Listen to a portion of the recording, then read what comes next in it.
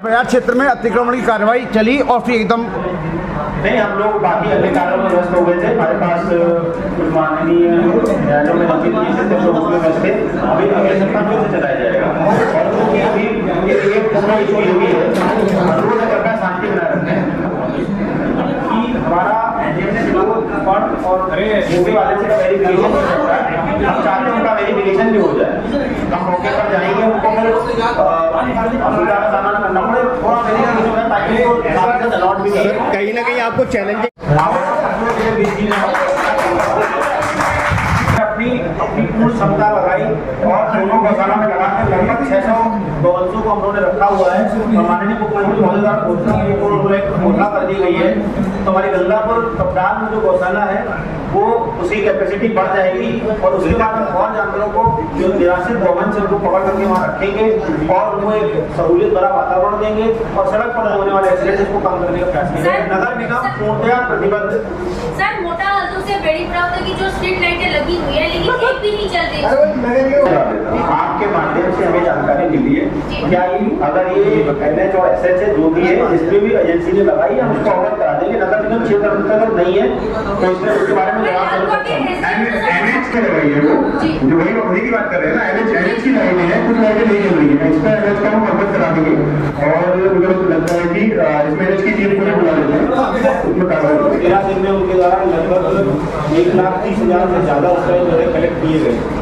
तो कहीं ना कहीं ये एक बहुत बड़ी सफलता है WDV सेना की, जो आने वाले समय में और इम्प्रूव होगी। और इसके साथ ही अभी तक बहुत सारे फेरी व्यवसायी ऐसे थे जो कि हमारे पास डेटाबेस में नहीं थे, जो हमारे आंकड़ों में नहीं थे, वो भी हमारे पास डेटा के रूप में आ रहे हैं, उनकी एंट्री कर रहे हैं। हमारी WDV सेना रजिस्टर मेंटेन कर रहे हैं और आने वाले समय में इनकी प्रॉपर मॉनिटरिंग की जाएगी कि कौन कहाँ से आया है, क्या कार्रवाई कर रहा है, किस तरीके का व्यवसाय कर रहा है, टैक्स दे रहा है कि नहीं दे रहा है।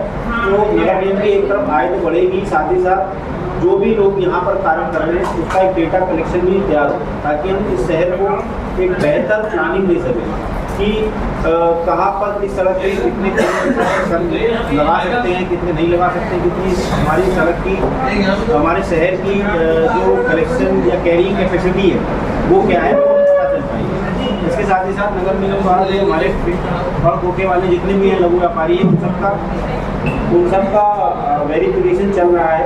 ऑलमोस्ट डेली बेसिस पर यहाँ पर लोग आ रहे हैं, उन्होंने एरिया वाइज पार्ट किया है। कहीं ना कहीं लोगों में भी थोड़ी सी जागरूकता की कमी है, तो आज आप लोगों के माध्यम से लोगों को कुछ जागरूक करना चाहेंगे कि हमारे कैंप लगे हैं नगर निगम के कार्यालय के गेट पर ही, वो आकर के अपना वेरिफिकेशन करा सकते हैं। क्योंकि एक बार वेरिफिकेशन ड्राइव हो गई, उसके बाद जो वेरीफाइड नहीं होगा उसको लगाने की अनुमति नहीं मिलेगी। तो फिर उसके बाद जब 200 से ज़्यादा लोगों का हो चुका है वेरिफिकेशन की, टोटल हमारा जो लिस्ट है वो 1680 लोगों की है। एक बार वो लिस्ट वेरीफाई हो जाएगी, उसके बाद फिर जो भी लोग कार्रवाई, जो लोग यहाँ व्यवसाय कर रहे हैं उनके बाद यदि कार्रवाई की जाएगी तो उनका कोई पक्ष नहीं सुना जाएगा, क्योंकि हम लोग सभी को प्रॉपर डेटा दे रहे हैं कि किसका क्या व्यवसाय है और कब से यहाँ कर रहा है। अपने सभी दस्तावेजों को यहाँ उपलब्ध कराए, इसमें हम लोग अन्य विभाग भी इसमें मिल करके कर रहे हैं। तो ये पुलिस वेरिफिकेशन की बात होगी। इसके अलावा मैं आप लोगों को अवगत कराना चाहूँगा डेंगू के बारे में। सभी वार्ड में जो हमारा डेटा है उसका आधार पर बता सकता हूँ कि लगभग 3 बार जो है पूरी लॉगिंग कर ली गई है और चौथे चरण की लॉगिंग चल रही है। अभी अगले 45-50 दिन और बहुत क्रूशियल है, क्योंकि टेम्परेचर और जो मॉइस्चर है वो इस तरीके का है जो डेंगू के मच्छरों को फैलने और पनपने में मदद करता है। उनके लिए ये बेस्ट एनवायरनमेंट है जिसमें बनते हैं।